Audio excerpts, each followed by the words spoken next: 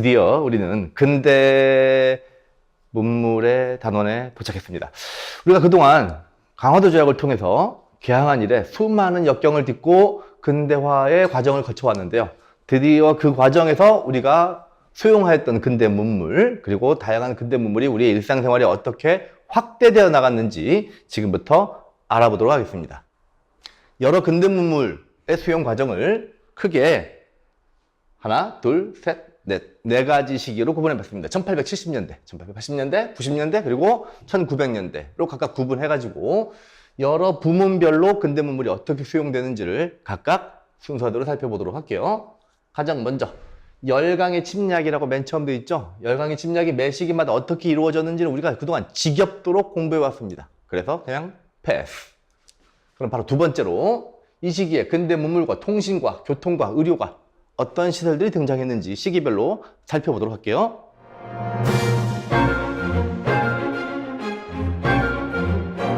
가장 먼저 여러 근대 문물들이 시기별로 어떻게 들어오고 그 다음에 자리 잡아갔는지 살펴볼게요. 그냥 근대 문물에서는 여러 기타 다양한 근대 문물의 요소들을 일단 정리해봤어요. 일단 1883년에 기기창, 방문국, 전환국 등이 만들어집니다. 기기창 뭐였죠? 무기 제조 시설이었죠. 방문국은 뭐였죠? 이거 출판 시설이었죠. 전환국은 뭐였더라? 이거는 화폐 전자, 화폐를 만들어내는 그런 곳이었죠.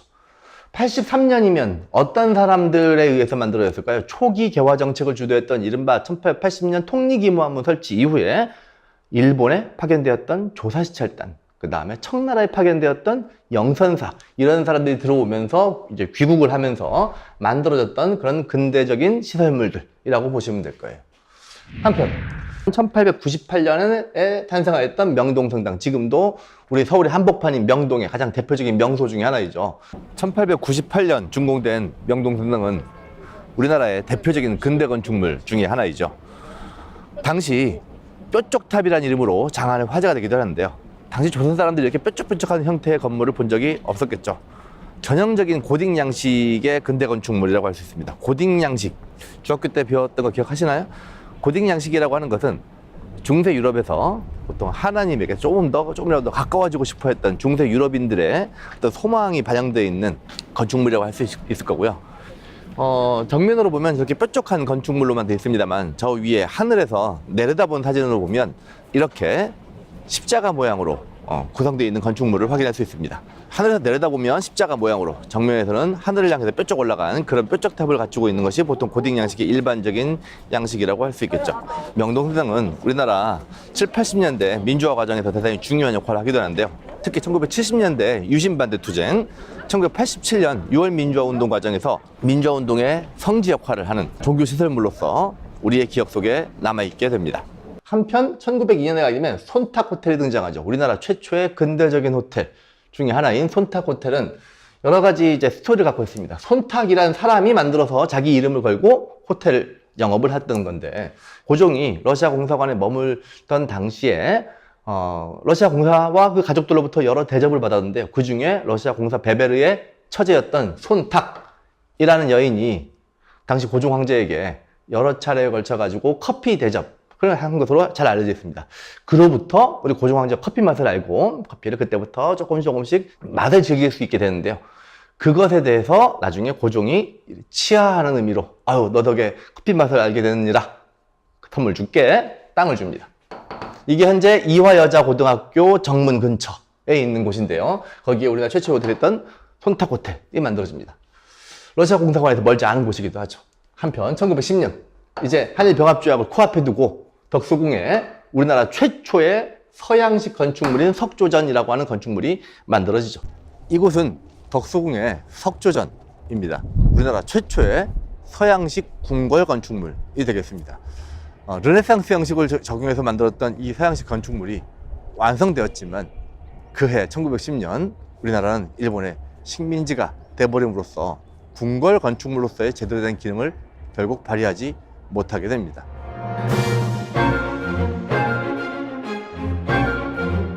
이번에는 통신시설에 대해서 알아볼까요? 첫 번째는 우편이죠, 우편. 근대적인 우편 업무를 본격적으로 시작하려고 했던 최초의 시도는 1884년 우정총국을 오픈하면서부터였죠. 하지만 오픈 때부터 아작이 나버렸죠. 왜? 이때 개국축하연에서 잡신정변이 일어나 버렸기 때문에 우정총국의 개국축하연이 아수라장으로 바뀌면서 결국 제대로 된 우편 업무를 시작하지 못하다가 본격적인 우편 업무는 언제 하죠? 1895년 무슨 개혁 때? 을미개혁 때, 제3차 개혁 때 우편사가 만들어지면서 근대적인 우편 업무가 이때 비로소 처음 시작되었다는 거. 그리고 1900년에 들어가지고 만국 우편연합에 가입하면서 이제 우리나라는 전 세계 네트워크의 일부로 편입되기 시작합니다. 만국 우편연합에 가입했다. 뭘 의미할까요? 한양 도성에서 편지를 보냈을 때 만국 우편연합의 우편 네트워크를 통해서 파리로 혹은 뭐 브뤼셀로 이런 곳으로 편지를 주고받을 수 있는 그런 네트워크 안에 들어갔다라고 하는 것을 의미하는 거죠.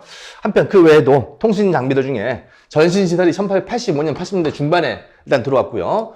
우리나라에서 전화가 맨 처음 들어온 것은 경운궁, 즉 덕소궁 안에 아관파창에 돌아왔던 고종이 머물고 있었던 덕소궁 안에 전화가 1898년에 처음으로 만들어집니다.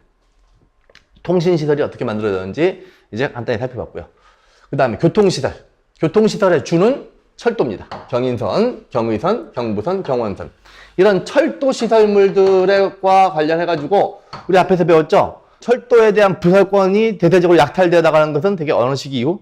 그렇죠. 1896년에 아간파천 이후에 본격적으로 철도 부설권이 서양 열강에 의해서 약탈당했는데 이게 결국은 다 누구한테 돌아가죠? 그렇죠. 일본이 모든 철도 부설권을 다 싹쓸이해가죠. 원래 미국한테 있었던 경인선 철도 부설권도 일본한테 넘어가는데 어찌됐건 경인선은 그래도 우리가 제대로 기억을 해둘 필요가 있는 게 우리나라 최초의 철도이죠. 어디와 어디 사이에? 서울과 인천 사이에 경인선 철도가 우리나라 최초의 철도 노선이다. 경인선 외에 다른 철도 노선들이 언제 만들어지느냐? 경의선, 경부선, 경원선, 서울과 의주 사이, 서울과 부산 사이, 서울과 원산 사이의 철도가 1905년과 1906년 사이에 만들어집니다. 어떤 사건을 겪으면서 일본이 이것에 대한 부서를 주도해 나갔을까요? 그렇죠. 러일 전쟁을 관통해 나가는 과정에서 철도 부서를 완성해 나갑니다. 이때 철도를 완성하기 위해서 뭐가 필요할까요? 땅이 필요하겠죠. 철로를 넣을 수 있는 그런 땅을 무슨 근거로 가져가죠? 기억나실라나? 그렇죠. 당시 토지약탈을 법률적으로 성립시켰던 한일의정서, 1904년 한일의정서를 통해서 일본은 조선의 땅을 자기들 마음대로 철도부지 혹은 군사기지로 활용할 수 있는 근거를 만들어가지고 그 근거로 철도를 점점점 확대해 나가게 됐죠. 조금 다른 게 있어요. 1899년에 전차가 등장합니다. 같은 해, 경인선과 같은 해 1899년에 전차가 등장하는데요. 전기기관으로 가는 철도와는 달리 전차는 아마 일렉트릭, 즉 전기로 가는 차를 말하는 거죠. 오늘날 우리가 타고 있는 지하철이 다 전차이죠. 그렇죠? 전철이라고 부르기도 하죠. 전기로 가는 철도. 전철과 비슷한 개념인데 오늘날과 다른 점이 있으면 서대문과 청량리 사이에 지상의 철로가 놓여지고 지상을 오고 갑니다. 지상으로 전기선을 받고 이어가는 형태의 교통수단은 현재 우리나라에 없습니다. 평양에 있더라고요. 그리고 유럽 가보면 유럽의 주요 도시, 뭐 파리라든지 뭐 로마라든지 이런 주요 도시에 보면 아직도 운행 중입니다. 유럽에서 주로 이런 것들을 우리는 트램이라고 불려주고 이것을 만들었던 회사 이름이 한성전기회사입니다. 우리나라에 전기를 처음 쓰기 시작할 것은 언제였을까요? 우리나라의 전기가 처음 사용되기 시작했던 것은 바로 종각역 앞에 있는 이곳에 한성전기회사가 1898년 설립되면서부터였습니다. 1898년 한성전기회사의 설립은 당시 대한제국이 추구하고 있었던 식산흥업정책의 일환으로 미국 자본을 끌어들여가지고 만들어지게 되는데요.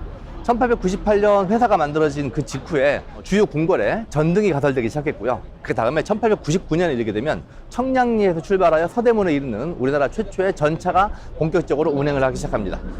이렇게 해서 우리나라 전기보급을 이끌어 나갔던 한성전기회사는 1910년 일제의 식민지가 된 이후 경성전기회사로 이름을 바꿨고요. 이것이 1945년 해방된 이후 한국전력이라는 이름으로 오늘날까지 이 땅 대한민국에 전력을 공급하는 주요 역할을 하는 회사로 역할을 해오고 있습니다. 한편 이번에는 의료시설, 메디컬 센터가 어떻게 등장했는지 알아볼까요? 1884년 갑신정변 당시 상황을 기억하시죠? 우정총국에서 개국축하연이 열리고 있었던 당시에 급진기아파의 정변으로 인해서 민씨정권의 거두 중에 한 명이었던 민영이 칼을 맞고 쓰러집니다.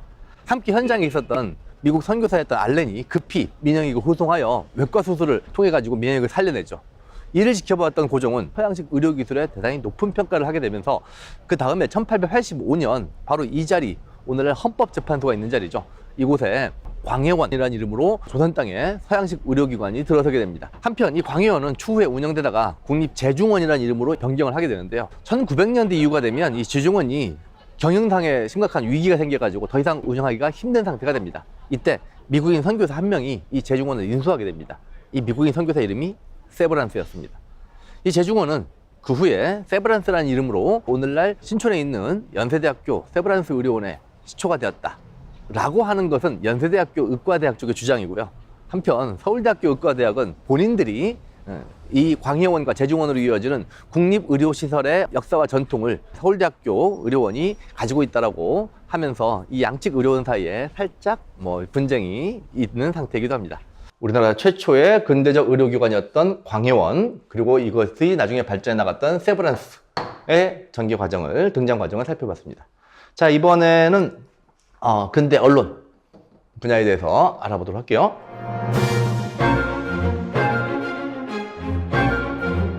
우리나라의 최초의 언론기관으로 잘 알려져 있는 신문은 한성순보입니다. 1883년 등장했던 한성순보이죠. 한성순보가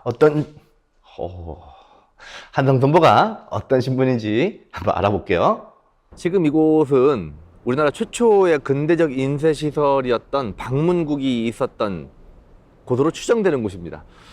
이곳 방문국에서는 1883년 우리나라 최초의 신문인 한성순보를 간행합니다. 한성순보는 순한문으로 만들어진 그런 신문으로서 정부의 공식 어떤 정책 같은 걸 알리는 관보의 역할을 하게 되죠. 이렇게 발행되었던 한성순보가 1884년 갑신정변이 일어나면서 이 방문국이 불타버립니다. 그리고 나서 한성순보의 발행이 중단되었다가 1886년에 이르게 되면 한성주보라고 하는 이름으로 다시 재발행이 이제 시작이 됩니다. 이게 우리나라 최초의 신문이었던 한성순보 발행의 역사인데요. 한성순보, 한성주보 명칭이 달라지죠. 근데 우리가 보통 알고 있는 신문의 명칭은 일보이죠. 동아일보, 조선일보. 일보라고 하는 것은 그냥 상식적으로 그냥 매일 데일리 뉴스의 형태로 발행되는 것이 일보일 거고요. 주보는 아마도 이건 당연히 위클리 뉴스겠죠. 매 주마다 발행되는. 그럼 순보는 뭘까요? 순보는 에브리 순마다 발행하는 신문입니다. 순은 무엇이냐? 우리가 보통 이 한자에서 이 시간을 측정하는 단위 중에 매달, 초순, 중순, 하순을 가리킵니다. 그러면 대개 발행 시기는 며칠마다 한 번일까요? 그렇죠. 열흘에 한 번씩. 열흘에 한 번씩 발행했던 신문이 순보이죠. 우리나라 최초의 신문은 열흘마다 한 번씩 발행했던 순한문으로 발행된 한성순보였습니다. 자, 본격적인 신문들의 등장은 독립협회가 등장하는 1896년 독립신문 이후에 여러 다양한 신문들이 본격적으로 등장해 나가기 시작하는데요. 먼저 독립신문부터 살펴볼게요. 우리나라 최초의 한글신문이죠. 독립신문은 1896년 미국에서 들어온 서재필이 당시 갑신정변과 갑오개혁에 실패한 원인을 민중들이 제대로 각성하지 못했기 때문이라고 봤죠. 그래서 민중들을 계몽하기 위해서, 그 민중을 계몽하기 위한 수단으로서 한글로 된 신문을 창간한 것이 바로 독립신문이었습니다. 서재필은 바로 이곳 오늘날의 서울시립미술관 자리에 독립신문을 창간하고 민중을 계몽하기 위한 활발한 활동을 전개하는데요. 그 결과 어느 정도 독립신문의 활동이 호응이 좋다라고 판단한 것을 기반으로 해가지고 이제 독립협회의 창설로 이어지게 됩니다. 독립협회가 만민공동회와 관민공동회를 통해서 한창 활동을 하고 있었던 1898년 무렵에 또 다른 신문들이 생겨납니다. 황성신문, 그리고 제국신문이 바로 그것이죠. 이곳은 세종대로 사거리 광화문 교보문고가 있는 곳입니다. 뒤로 보이고 있는 건물은 고종의 즉위 40주년을 기념하여 1902년에 건립했던 기념비가 있는 곳인데요. 원래 이곳은 1898년 남궁옥 선생이 황성신문을 창간했던 장소입니다. 황성신문은 북한문 혼용체, 즉 국문과 한문의 혼용을 통해서 주로 한문까지도 읽을 수 있는 양반 지식인을 대상으로 신문 발간이 이루어졌던 곳인데요. 1905년 을사늑약이 체결되자 황성신문의 주필이었던 장지한 선생이 시일야 방성대곡 오늘에 이르러 소리내어 통곡한다라고 하는 논설을 발표함으로써 그 유명세를 높였던 그런 신문이 되겠죠. 저 뒤로 숭례문이 보이고 있죠. 숭례문이 있었던 바로 이곳에 제국신문이 창간됩니다. 제국신문은 1898년 주로 부녀자와 서민들을 대상으로 한 신문으로 창간이 되는데요. 주로 서민들과 부녀자들도 누구나 다 부담 없이 쉽게 읽을 수 있도록 한글로 발간이 되게 됩니다. 이것은 주로 양반 지식인을 대상으로 해서 발간되었던 황성신문과는 어느 정도 비교가 되는 부분이라고 하겠죠. 그리고 우리 근대 언론의 꽃이라고 할 수 있는 대한매일신보가 등장합니다. 대한매일신보. 1904년 창간된 대한매일신보. 영국인 베델, 독특하게도 영국인이 발행인으로 참여하죠. 그리고 양기탁 선생, 이 함께했던 이 대한매일신보가 어떻게 운영되는지 알아볼게요. 또 1904년 러일 전쟁이 발발하자 한 영국인 기자가 러일 전쟁을 취재하기 위해 대한 지역으로 들어옵니다. 이곳에서 러일 전쟁을 취재하던 영국인 기자는 당시 일본에 의해 국권 침탈이 위기에 놓여 있었던 조선인들의 저항을 보면서 이 조선인들의 국권 회복 운동을 도와줘야겠다라고 하는 판단을 했던 모양입니다. 그래서 영국인 기자는 대한 지역에 남아서 자신의 이름 베델을 발행인으로 하고 양기탁 선생을 총무로 하는 대한매일신보를 창간하게 됩니다. 이 대한매일신보는 애국계몽운동 시기에 전개됐던 여러 가지 항일 언론 활동 중에 가장 강력했던 항일 언론기관으로서 역할을 하게 되는데요. 그도 그럴 것이 당시 베델은 영국인으로서 일본과 동맹관계의 국가의 국민이었기 때문에 치해법권을 가지고 있었기 때문에 일본이 함부로 베델을 제거할 수가 없었습니다. 1907년 신문지법이라고 하는 언론을 탄압하기 위한 엄청난 악법을 만들게 되는데요. 사실상 이 대한매일신보를 탄압하기 위한 법률이었다고 해도 과언이 아닐 정도로 대한매일신보는 조선 통감부에게 매우 골칫덩이 역할을 하게 됩니다.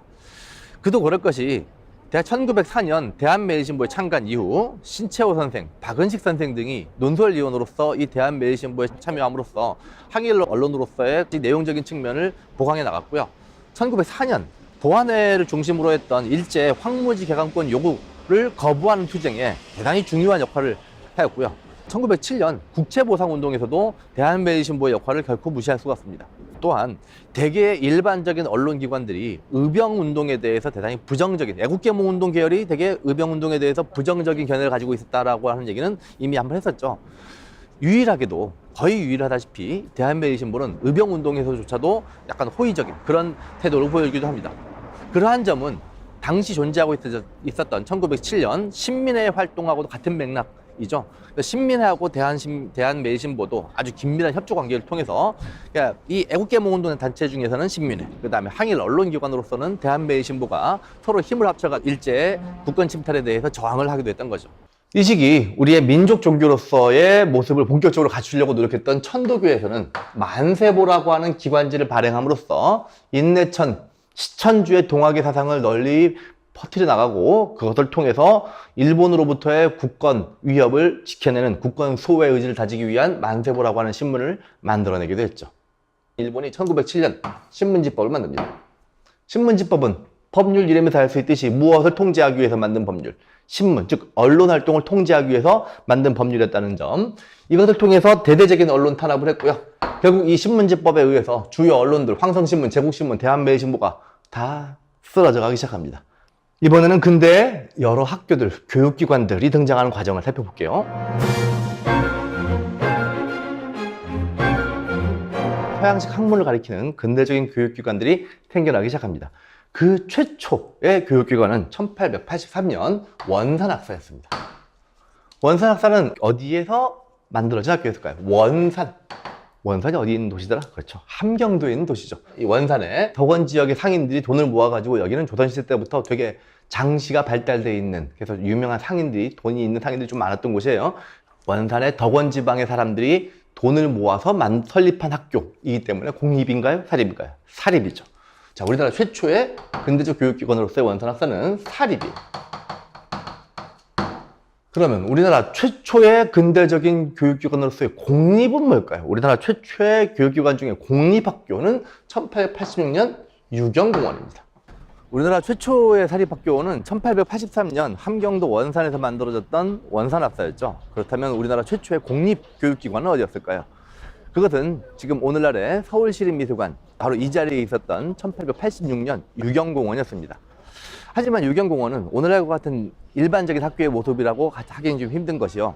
교사들은 주로 미국인들, 헐버트와 같은 미국인 교사들을 초빙했고요. 여기 다녔던 학생들은 주로 고관대작들의 자녀들, 흔히 말하는 귀족학교라고 불려줄 수 있는 일부 상류층 자제들만을 대상으로 해서 영어, 그 다음에 역사 등등등의 과목을 가르쳤던 그런 학교라고 할 수 있겠죠. 공립학교가 만들어졌던 것은 사실 엄밀히 따지면 1883년에 동문학이라는 학교가 서울에 만들어집니다. 근데 이 동문학은 주로 외국어 통역관을 양성하기 위한 학교였기 때문에 오늘날로 따지자면 외국어 학원 정도의 수준이었고요. 실질적으로 공립학교 중에 제대로 된 커리큘럼을 가지고 학교를 운영했던 최초의 학교는 바로 이곳에 만들어졌던 1886년 유경공원이었다고 할 수 있겠습니다. 유경공원 성립 이후에 근대적 학교를 만들기 위한 여러 가지 노력들은 88년에 연무공원으로 이어지기도 합니다. 연무공원은 공립학교는 공립학교인데 주로 무엇에 집중을 하냐면 연무, 무예를 연마하는 주로 무술학교 정도의 성격을 가지고 있었다라고 보시면 될 거고요. 중간에 한 줄이 있네요. 요 줄, 85년 배제학당, 86년 이화학당, 경신학당. 여기를 관통하고 있는 종교가 있습니다. 어떤 종교에서 만든 학교? 개신교 계열에서 만들어진 학교. 그럼 이 개신교 계열에서 어떻게 학교를 만들고 왜 만들었는지 배제학당이 세워졌던 곳으로 가볼게요. 1882년 조미수호 통상조약 체결 이후 수많은 기독교 선교사들이 국내에 들어와서 활동을 하기 시작합니다. 그 중에 아펜젤러라고 하는 선교사가 있었죠. 이 아펜젤러는 당시 고종에게 학교의 설립을 청원하였고 고종이 심지어 배제라고 하는 이름까지 하사해주면서 학교 설립을 승낙해주게 됩니다. 그렇게 하여 1885년 배제학당은 한국에 세워진 최초의 개신교 계열의 선교학교가 되겠습니다. 배제학당이 설립되면서 인근에는 이화학당, 경신학당과 같은 수많은 개신교 계열의 학교들이 생겨나는데요. 단순히 선교학교로서의 역할을 했을 뿐만 아니라 이 배제학당은 우리나라를 이끌어나가는 지도자들, 지식인들을 양성해내기도 하는데요. 대표적으로는 우리나라 초대 대통령인 이승만, 우리나라의 대표적인 시인 중에 한 명이었던 김소월 선생, 국어학자인 주시경 선생 등이 모두 다 이 배제 출신이 되는 거죠. 그리고 95년에 교육입국조도 지겹죠. 이제 대단히 여러 차례 나왔죠. 가보 몇 차 기역 때? 가보 2차 기역 때. 누가? 고종이 직접 발표했던 우리나라 교육의 필요성, 지덕체 이 안말을 통해 가지고 우리 국민의 지식을 계명, 빛을 밝혀주고 그것을 통해서 경쟁력 있는 국가가 됩시다 라고 했던 것이 가보 2차 기역 때 고종의 교육입국조서였죠. 그리고 이걸 통해서 소학교, 사범학교, 외국어학교와 같은 근대적인 학제, 스쿨 시스템, 학교 체계를 처음으로 제안하게 됐죠. 한편 1898년 식산흥업정책, 무슨 개혁의 일환이었죠? 광무개혁의 일환이었죠. 광무개혁의 일환으로서 식산흥업의 뜻이 뭐였더라? 식산, 생산량을 늘리고 흥업, 산업을 진흥시키는, 부흥시키는 그런 경제개발정책을 쓰는 과정에서 광무라는 연호를 따가지고 광무학교, 실업학교, 외국의 유학생 등을 파견하는데 이때 이 학교들의 공통점은 식산흥업을 위해서 주로 어떤 사람들을 양성한다? 주로 기술자들을 양성한다라고 하는 것이 이 시기 학교의 중요한 활동 목표, 운영 목표이기도 했죠. 우리의 교육을 통해서 우리의 국권을 지켜내려고 하는 그런 움직임이 본격화됩니다. 그게 교육을 통한 실력 양성 운동이겠죠. 서북학회가 설립됐던 서북학회가 만들어졌던 곳으로, 그리고 보성학교가 처음에 자리 잡았던 곳으로 한번 가볼게요. 이곳은 서북학회가 있었던 곳입니다. 서북학회란 황해도, 평안도의 서북지방의 지식인들, 그리고 심지어 함경도 지방의 지식인들까지 모두 모여서 학회, 즉 학술단체를 구성했던 곳이죠. 이런 서북학회와 같은 학회들은 서북학회 말고도 기호흥학회와 같은 많은 학회들이 생겨나는데요. 이런 학회들이 생겨나는 시점은 언제쯤이냐면 1905년 을사늑약이 체결된 것을 전후로 해서 보통 많이 만들어지게 됩니다. 을사늑약을 전후로 하여 학술단체들이 등장. 이게 어떤 운동과 관련돼 있을까요? 그렇죠. 애국계몽운동과 관련돼 있죠. 애국계몽운동. 이 시기 을사늑약을 전후로 해서 교육과 산업의 진흥을 통해 국권을 회복하고자 했던 수많은 애국지사들의 노력이 수많은 학회들의 활동으로 이어지기도 했습니다. 그리고 이러한 학술단체인 학회 활동은 보성학교, 양정학교와 같은 민족교육기관의 설립으로 이어지기도 합니다. 이곳은 우리나라 최초의 민족계 사립학교인 보성학교가 자리 잡았던 종로구 해화동입니다.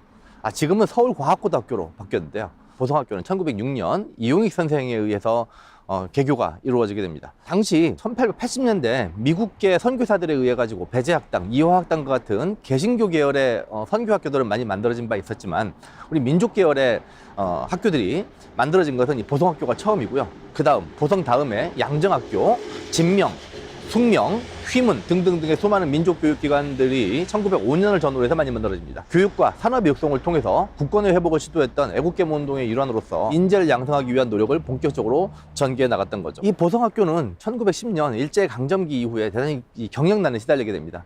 그러던 것이 보성 고등보통학교와 보성 전문학교로 나눠져 가지고 각각 운영이 되다가 보성 전문학교의 경우 1920년대 당시 민족계 최대 자본이었던 김성수의 경성방직 주식회사로 인수가 됩니다. 김성수가 보성 전문학교를 인수한 뒤 학교의 건물을 이곳 종로구 해화동에서 성북구 안암동으로 이전하게 됩니다. 그리고 그것이 여러분들 잘 알고 있는 고려대학교의 출발점이 되는 거죠.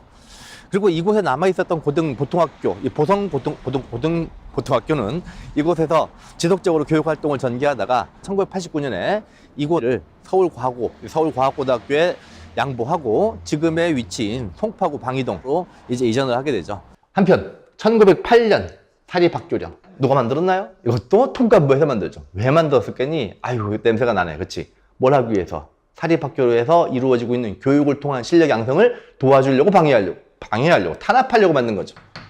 민족교육을 철저하게 탄압하기 위해서 사립학교령이라고 하는 법령을 만들어서 우리의 민족교육을 본격적으로 탄압해 나가기 시작합니다. 어떻게 하든 조선을 식민지화하기 위해서 그 식민지화에 방해가 되는 그 모든 세력들은 다 날려버리는 거죠. 뭘 통해서? 신문지법을 통해서 언론을 날려버렸고, 그 다음에 사립학교령을 통해서 교육을 날려버렸고, 이런 과정을 통해서 자신들이 이루고자 했던 식민지화 작업을 순차적으로 진행해 나가는 거죠.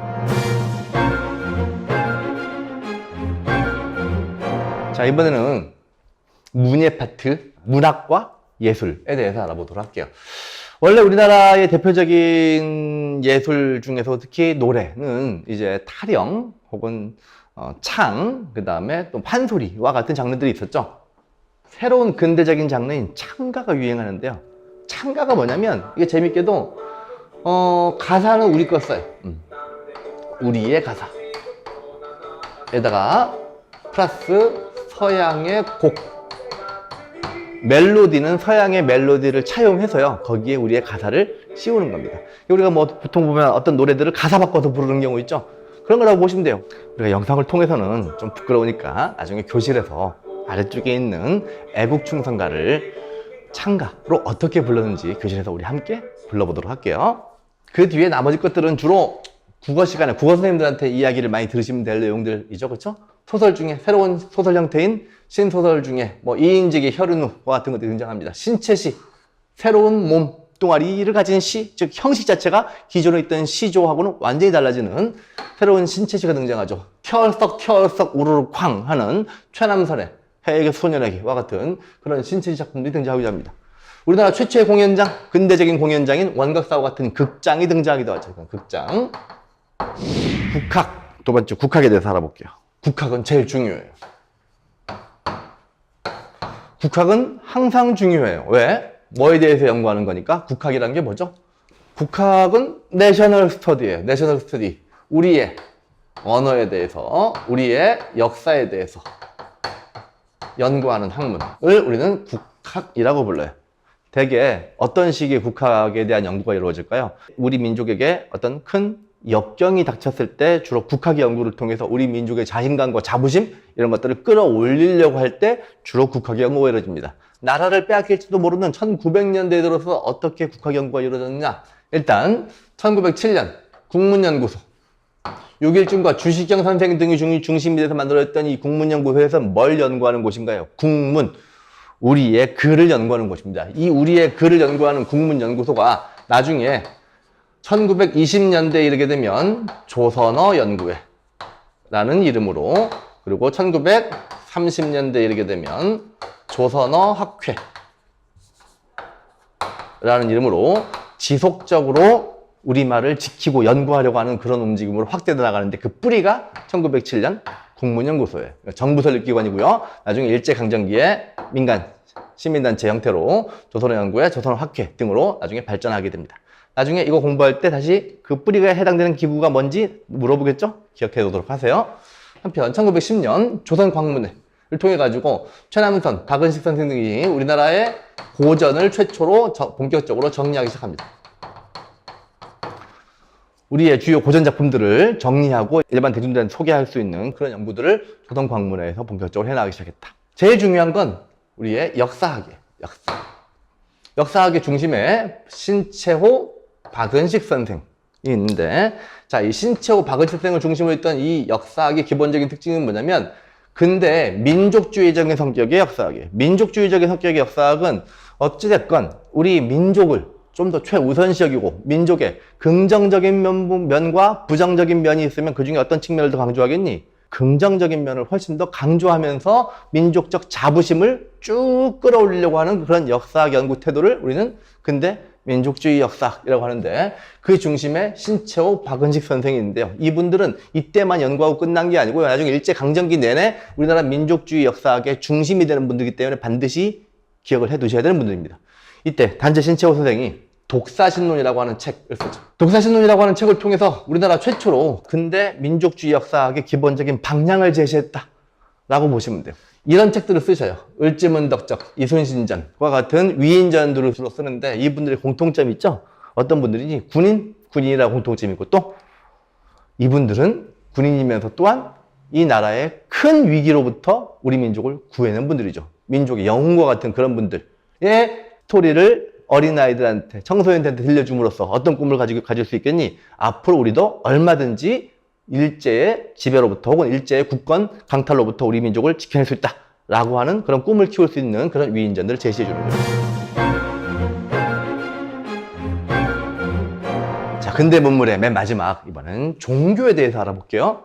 뭐 개신교가 언제 들어왔는지, 천주교가 언제 들어왔는지는 이미 여러 차례 설명했으니까 그것도 패스.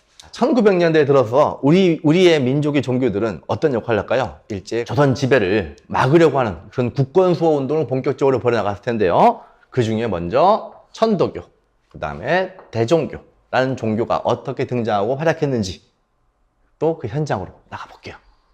1894년 동학농민운동이 실패한 이후 동학은 크게 위축돼 버리고 맙니다. 그러던 동학이 1900년대에 이르러가지고 이용구 등으로 대표되는 친일파들이 동학 조직을 낼름 집어삼키려고 하죠. 이에 대해 제3대 교주였던 손병희 선생은 동학을 천도교라고 하는 이름으로 바꾸고 친일파들과의 확실한 선을 긋습니다. 그리고 민중의 계몽을 위해 만세보라고 하는 신문을 간행함으로써 동학이 보다 더 민중 곁에서 민중 속으로 확대될 수 있는 그런 기반을 만들고자 끊임없이 노력해 갑니다. 1905년 을사늑약이 체결되자 이 을사늑약의 부당함에 대한 아주 격렬한 저항들이 나왔죠. 그 중에서도 가장 강력하고 가장 폭력적인 저항의 한 형태였던 오적 암살단이 있었습니다. 나철, 오기호 선생이 을사오적을 암살하기 위한 무장 조직을 만들었던 거죠.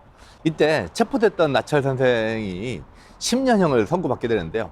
추후에 고종이 특사로 풀려나가지고 일본으로 건너갔던 나철 선생은 이 암담한 현실을 어떻게 해결할 것인가에 대한 다양한 고민들을 하던 차에 결국은 종교적인 부분에 조금 더 관심을 갖게 됩니다. 그런 차에 귀국했던 나철 선생은 우리 민족의 모태라고 할 수 있는 단군신앙에 관심을 갖게 됐고, 그런 단군을 모시는 새로운 종교를 탄생시켰으니 이름하여 대종교를 탄생시킵니다. 이 대종교가 처음에 이름은 단군교라고 하는 이름으로 탄생을 했고, 추후에 대종교로 이름을 변경시켰는데요. 바로 뒤에 보이는 곳, 지금은 사찰로 쓰이고 있는 건물인데요. 바로 이곳에서 대종교의 중광을 창건하게 됩니다. 중광이라고 하는 것은 거듭중자, 빛광자, 빛을 거듭, 다시 비춘다라고 하는 의미죠. 이게 원래 없었던 종교를 새롭게 만들었다의 의미가 아니라 원래 우리 민족의 모태라고 할 수 있는 단군신앙을 다시 한번 빛나게 한다는 측면으로 대종교 중광이라고 하는 이름으로 종교를 만들어 활동하게 됩니다. 하지만 일제는 우리의 민족신앙의 근원이라고 할 수 있는 단군신앙을 근거로 한 이 대종교의 변화와 발전, 그 다음에 이 포교 활동을 가만히 내버려 두지 않았습니다. 아주 심각한 종교 탄압을 하죠.